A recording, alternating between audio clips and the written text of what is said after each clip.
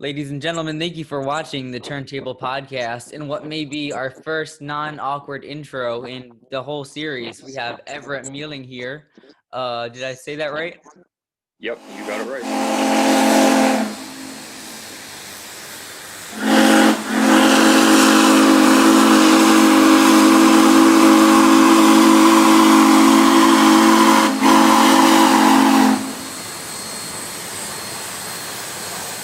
Cool, sounds good. So tell us who you are. I am Everett Meehling. I am the founding member of Dynamo Productions, a YouTube channel primarily. Started, I guess, about 9 years ago now. Cool. So I guess we can just start at the beginning. How did that all begin? It actually kind of happened a little bit by accident. When I started Dynamo Productions, or rather the channel that became Dynamo Productions, I had absolutely no intentions of filming trains. The intention was actually model trains, and it was not serious at all. I was just doing it for fun. And after like about a year and a half, it was August of 2010 when the channel started, and it was December of 2011 when the channel changed names to Dynamo Productions, and overnight all the model train stuff started vanishing and actual train videos started showing up. They were bad at first, but they were there. Yeah. So obviously there's been a lot of change since 2011. So progressing through that, how did you start to get a little bit more serious about it? And I know that you have some other staff members. So when did that begin? Let's see. That would have started spring or summer of 2012. I met who is now the second longest running member of our group, Michael Hostetter.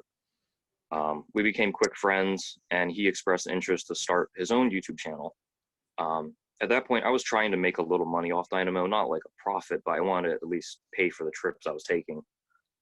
So I offered to him, join forces with me, and you'll be able to get some money off your stuff, and maybe I can get a little more of mine at the same time. He liked the idea. He joined. We started filming together. He'd take trips on his own to film. And keep in mind, Michael had never really touched a camera before that. So it was a pretty steep learning curve for him, for sure. Okay. About 2 years after that, give or take a few months, I became pretty quick friends with the next member, Jonathan O'Clair. He wasn't really interested in joining at first. He was just a friend and kind of an associate. He worked with Dynamo, but never for Dynamo for quite a while. After our first photo charter in 2014, though, I don't think it was even a couple weeks later, he officially joined Dynamo and started doing some editing work, a lot of video work for us, and a good bit of work with the photo charters too, coordination, managing events with guests and railroad personnel and such.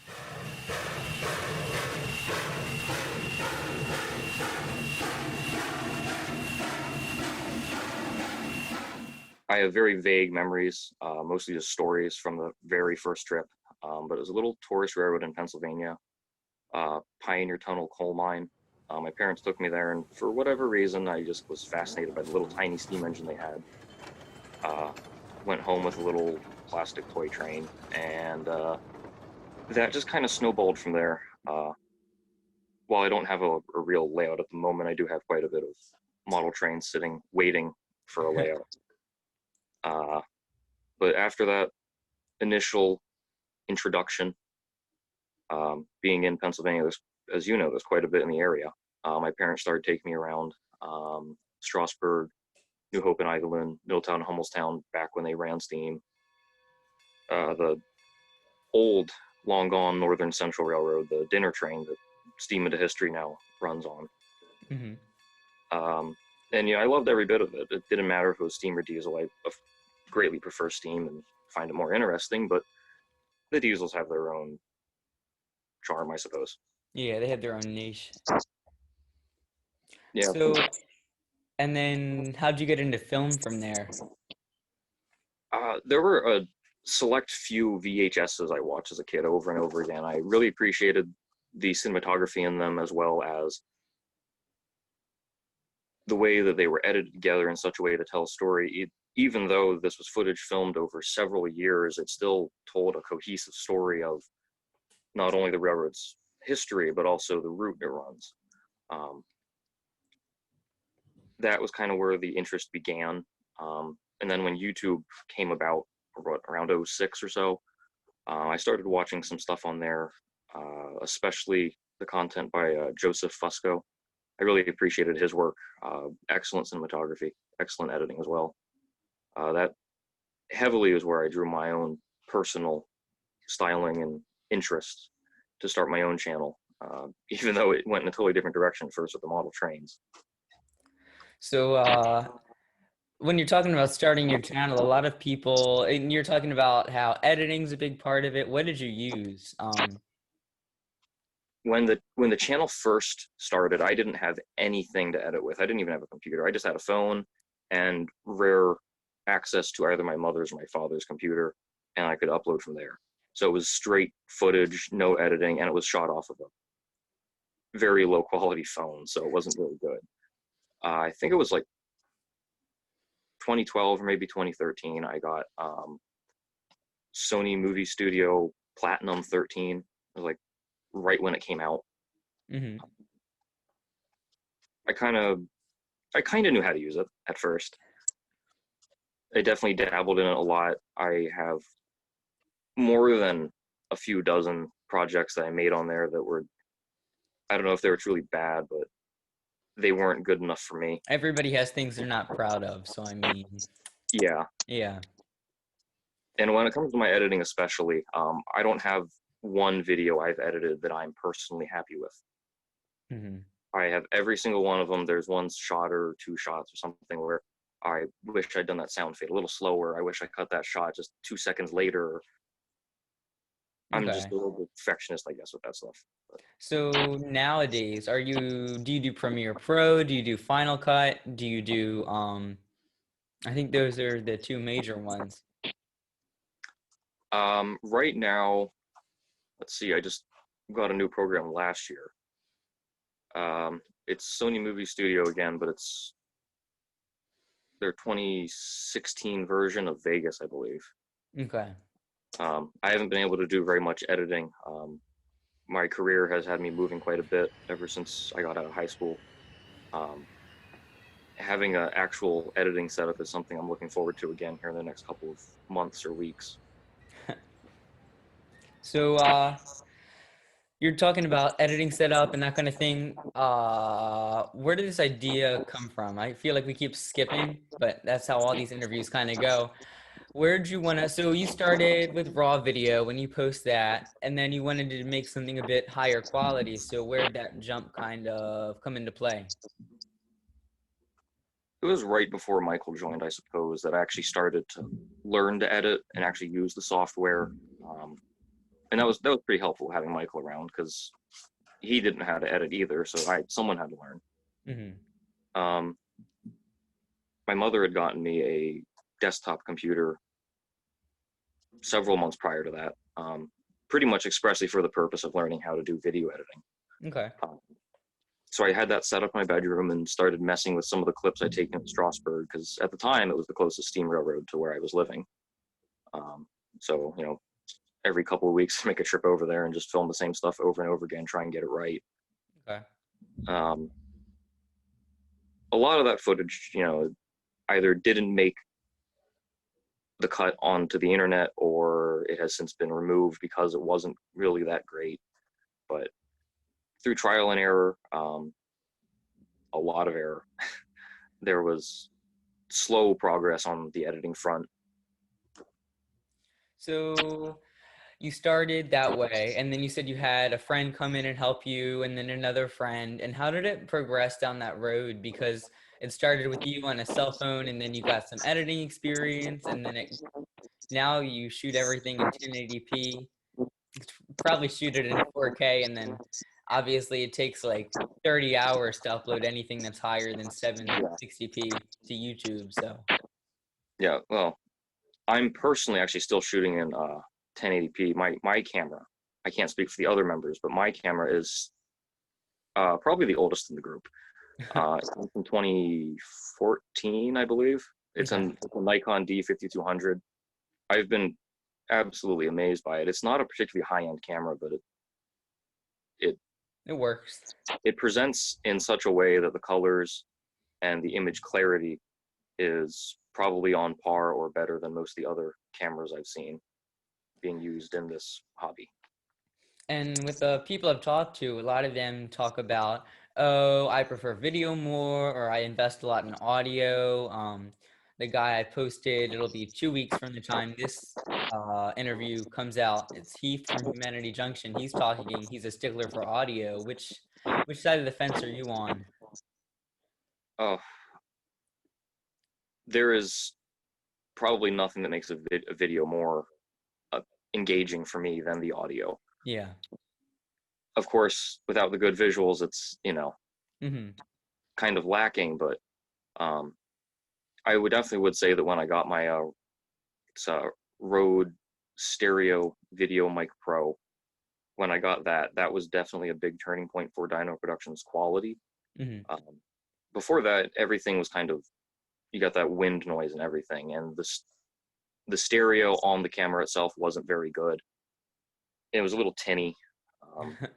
So when I got that microphone, definitely, I definitely saw the view count go up. I definitely saw the subscriber count go up, and the like to dislike ratio changed pretty drastically. After I got Michael involved, that was really when the idea of what Dynamo Productions is now came into being.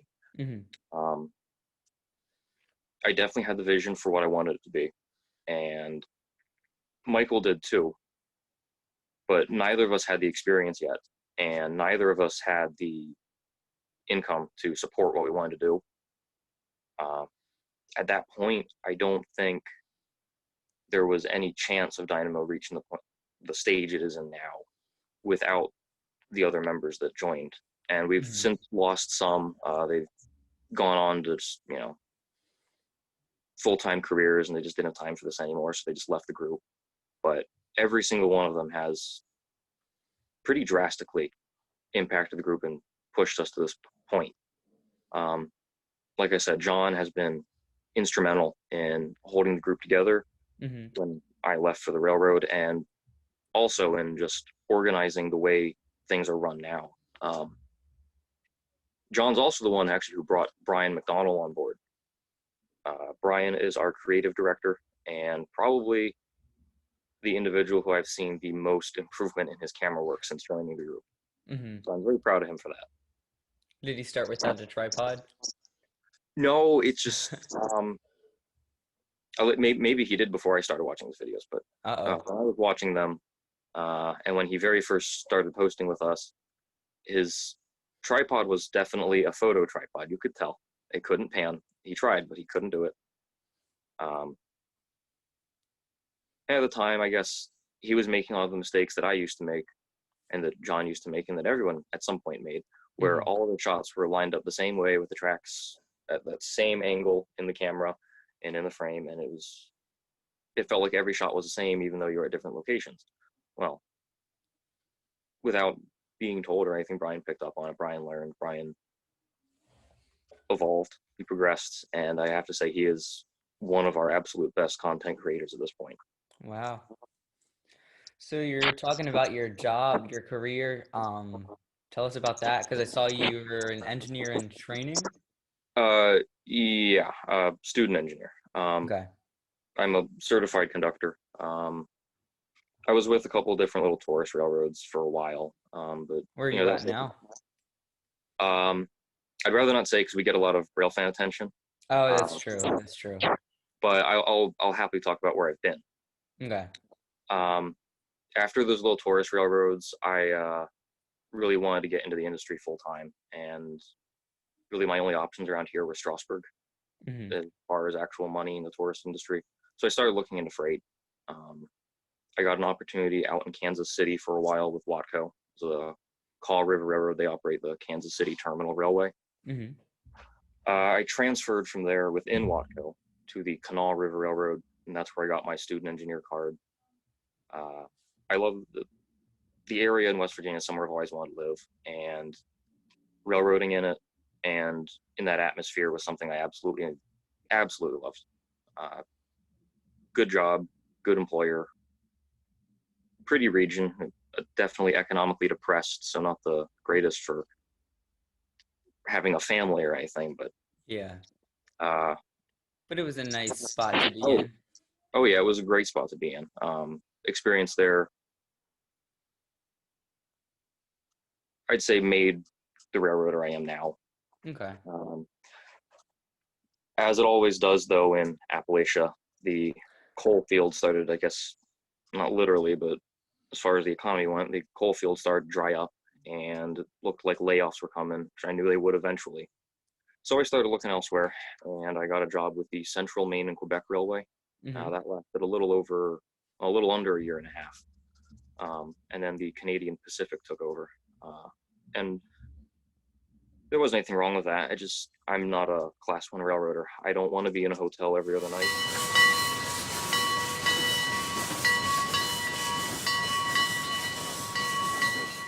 The two lines I think we've had the best and most deep running relationships with have, of course, been Strasburg and, well, they call themselves now Northern Central Railway. They used to be Steam into History. Where I grew up, Steam into History was just a few minutes away. I could open the window up in the summer and hear the whistle. So Steam into History, definitely the most. There was one occasion where we asked if they could make the engine work harder, just put a Yeah. light plate set on and yank on the throttle a bit. And they did it, and they just asked, hey, if we want, can we use the footage in some TV ads? And sure. So they have. I think they still use the footage to this day. Okay. And then Strasburg, it was a similar deal. If you notice on the channel, there are 3 and only 3 videos where we used GoPro cameras on Strasburg engines. That was another situation where we had a little bit of a rapport with one of the managers. I don't know if he's still there or not. Uh-oh.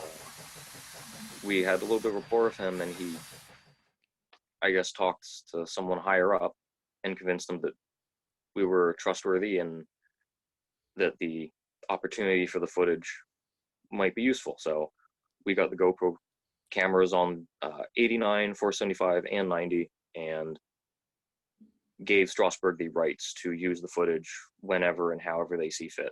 Okay. With these opportunities, do you see these relationships with these different companies becoming useful to you in the future? Do you think they're going to develop, or do you like the spot that you're in right now?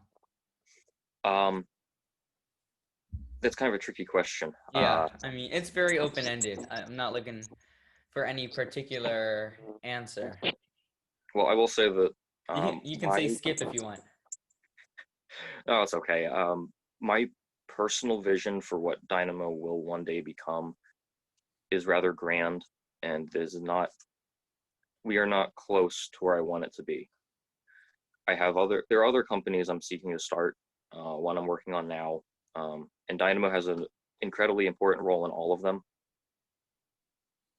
But as for the relationship with the railroads, yeah, while I haven't been involved or really even interested lately in working on more photo charters, Daniel Day, one of our other members, he is starting to work on his own events. And if his first event goes well at the Wiscasset, Waterville, and Farmington just in a couple weeks, he might be running more events under the Dynamo name in the future. So having that good relationship would definitely benefit him in his endeavors with Dynamo and the charters. Cool. And while you're talking about photo charters, how does that process go? I know you haven't done one in a while, but from start to finish, how would you say that from the point that you want a photo charter to the point that it happens, there's definitely some time there. What goes on? Usually the lead time is somewhere around 14 to 18 months from planning the event. Let's see, the first step is almost always a phone call. We ask the railroad usually just is this something that you're willing to do, or is it an idea that you're completely against, you know, and then if so, how much you want for it, you know? Hmm. Usually they're pretty flexible. I've met a couple railroads so far that either the answer is absolutely no, or it's for this diesel engine in 6 hours, it's $14,000. And it's like, okay. But after that first contact is made, it's typically a pretty slow process for the first 5 to 8 months or so. Hmm. It's just a lot of back and forth about scheduling, um, routes, consists that they will or won't do, load limits on a specific engine sometimes. That was a big one with the Arcade and Attica. 18 is not a big engine, and when we asked for freight cars, they pretty much said 2. Um, Beyond that, that's pretty much the extent of what we discussed with the railroad. Everything else is landowners along the route, and a lot of Google Map searching to try and discover a new location that hasn't been shot before, Okay. and figure out the lighting. Um, we had a lot of help with the Arcade and Attica from a local. I'll leave him anonymous for, you know, Yeah. privacy. He helped a lot. He helped us the day before and the months before, figuring out locations, talking to landowners, cutting brush. He was a lot of help. Down in Tennessee with the 4501, the 154 charters, we had an individual who was supposed to help us, and then essentially no call, no show, didn't. So I was left 2 days before the event figuring out everything. So that was a bit stressful and a bit difficult, but given the amount of time I had, I'm happy with how things went. So when you think about what you want, do you call them and you're like, I want this engine, this consist, this kind of way? And is the answer usually no, or do they kind of try to give you other options, or would you say it's usually yes? How does that go? Unless there's something that restricts it, like 18 hauling a 9-car freight train, Mhm. unless something that's impossible, they're usually pretty good about it. Even if it's a lot of switching to get the right stuff in the right order, they usually don't care. I mean, they're getting paid for it. So Yeah. um, one of the other things, though, that I've discovered when organizing the consist and whatnot, um, especially with the old tourist equipment, you have Hmm. to be prepared for the answer that that thing's been broken down since February and it's not coming back. We've had a number of pieces of equipment we asked for on the TVRM where that was the answer. But that was just the nature of the business, and they actually did give us a price that for that amount of money they could fix the equipment for the event, but Oh my God. we didn't want to do that because we didn't want to up the ticket prices that much. But it was an option. They were willing to work with us. Okay. I mean, at least that's nice. Where are some places that you think about having future photo charters? If you don't want to talk about it, I get that, and I can just edit this out. But Um, I won't name any specific places right now, but I will say that Daniel, who is working on his own event, mhm. that's separate from Dynamo right now, but because he's a member, we're sponsoring it. But he has some ideas in the New England area where he's native to. Mhm. So if anyone was interested in Dynamo charters, I'd be keeping an eye out for anything in the Connecticut, New Hampshire area. Okay. Cool. Ever think about venturing back down to Pennsylvania to do one, or is it kind of very? I don't want to say experimental, but Perhaps, maybe. okay. I'm from Anything can Pennsylvania happen. originally, and yeah, and I'm back in the area now. So if I were ever involved on a charter again, it would be something close to home, just because my time at work is pretty extensive. So getting away from it's difficult.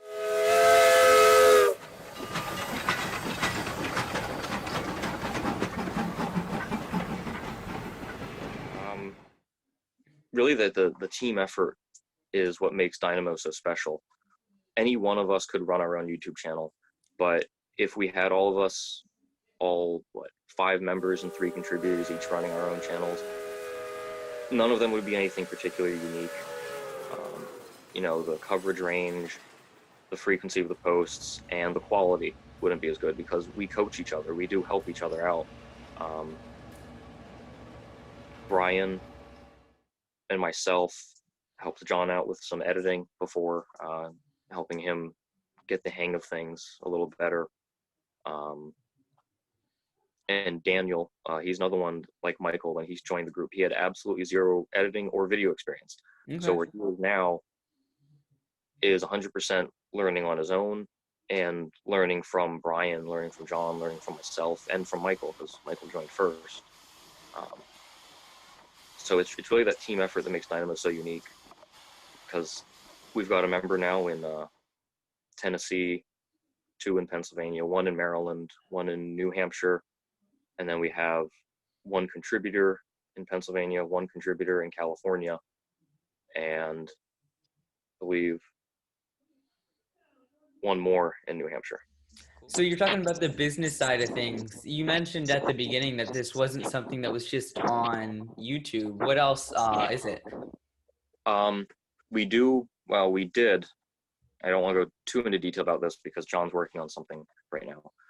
But we used to do some DVDs. We had a series of 4 DVDs in partnership with Topics Entertainment. They didn't see a lot of money, so we just kind of got out of that. But like I said, I won't talk about it because this project is John's baby. But Jonathan O'Clair, our GM, is working on something right now in that direction. Whether or not it directly goes under the Dynamo name is something yet to be determined, but it will be the Dynamo staff. So it will be a Dynamo Productions effort. Cool. So the way you're talking about a lot of things, it seems like I don't want to say that I've said the word experimental a lot tonight, but you have a lot coming, and like you're saying, it's been 2 years ago that it really started to bloom, and it seems like it's really going to just explode with all the stuff you have planned. I sure hope so. Especially with John's effort, I can't thank him enough for all the time he puts in. John's got his project going on. Of course, Daniel is now experimenting with his own photo charters and potentially taking on that role within our company. And then Brian is constantly working on or releasing another documentary. I mean, constantly. On the channel, to all the members, we have access to it, and you can see all these unlisted videos, and Brian's got just piles of them, of these documentaries that haven't been narrated yet or have been completely narrated yet, or he wants to re-edit. So he's got a lot coming in that front too. I like to think that if there were more DVDs produced in the future, that maybe some of Brian's documentaries would make it on there. Mm-hmm. Cool. So you talked about that you were into modeling at the beginning. What does that look like for you today? Are you still kind of into it? Because you're really into film, obviously, but is it something that still comes on your mind every once in a while? Oh, absolutely. Really, ever since I started with the railroad, I haven't had a lot of time to go out and film. And that's okay. I guess I get enough of the stuff when I'm at work. But for that reason, the models have kind of exploded in the last few years. Yeah. I think when I started as a railroader full-time railroader in 2016, 17, I had like 2 or 3 O-scale engines, and I mean O-scale MTH Premier stuff. I believe I have 14 now. Okay. So it's a good bit more than I used to have. But because of how much I've been moving around, there's no layout yet. Yeah, so I had hopes to build one when I lived in Maine, but after the CP took over, and I didn't really feel like that lifestyle was for me. So the house up there, I can't live in it anymore if I'm working in Pennsylvania. Yeah. So no longer suitable for a layout. So have you had luck finding clubs? yes, actually. I guess I shouldn't say yes. When I was in Missouri and when I was in West Virginia and Maine, no. But this entire time, I've been a member of the Red Line train station model railroaders. They're in Red Line, Pennsylvania. I Okay. have been a member there since, I believe, February of 2009. Never going to leave that group, I don't think. It's a lot of fun. The guys there are pretty good. They're good to talk to, good to get along with. Cool. Definitely enjoy running my stuff over there since I don't have a layout yet. But yeah, they've really been the one, only, and definitely consistent model train group.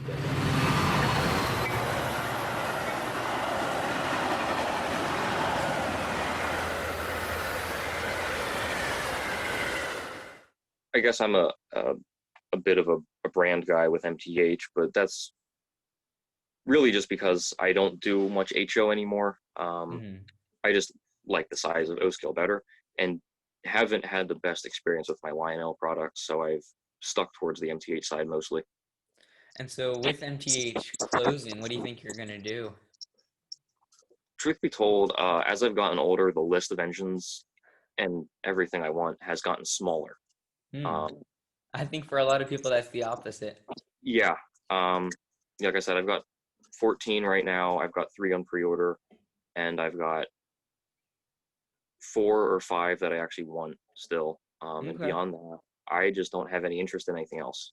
If they Oh, were to release something that I had an interest in that hasn't been made yet, like a Maryland and Pennsylvania steam engine or a Western Maryland I2 decapod, sure. But unless something new comes out, I'm probably done collecting more wow. stuff. I'll just be building a lot. A lot of guys just see something on trainworld.com and they pick it up without thinking twice. So I mean, I think you have the better plan, the the Yeah, wallet-minded plan.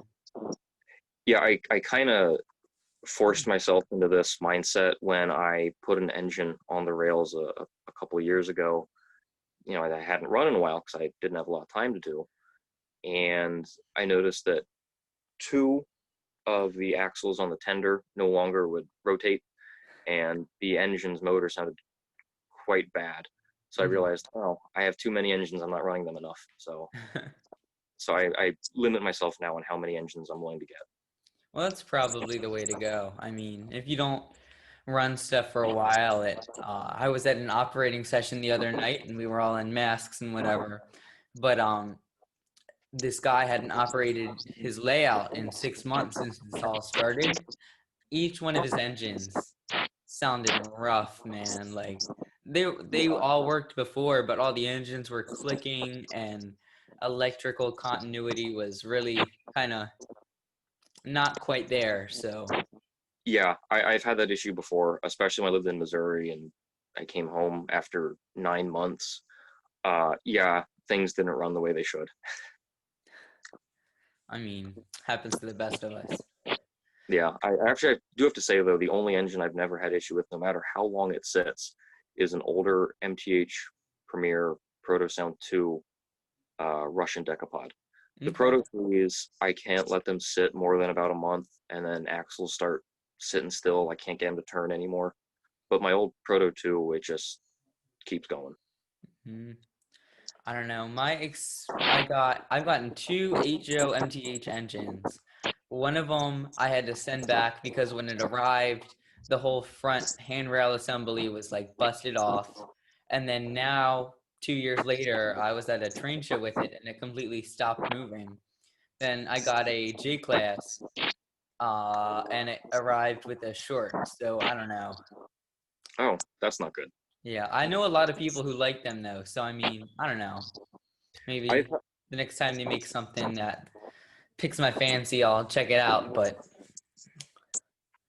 yeah, I've had nothing but good experience with my MTH stuff, and the one MTH product I had that had an issue out of the box, MTH immediately responded to my email and sent the part out, no questions asked. So I okay, can't really complain about it. They did a good job. cool. Well, thank you for coming. Yeah, I really appreciate it. Thanks for your time. Cool, thank you very much. So, awkward outro. There we go. That's it.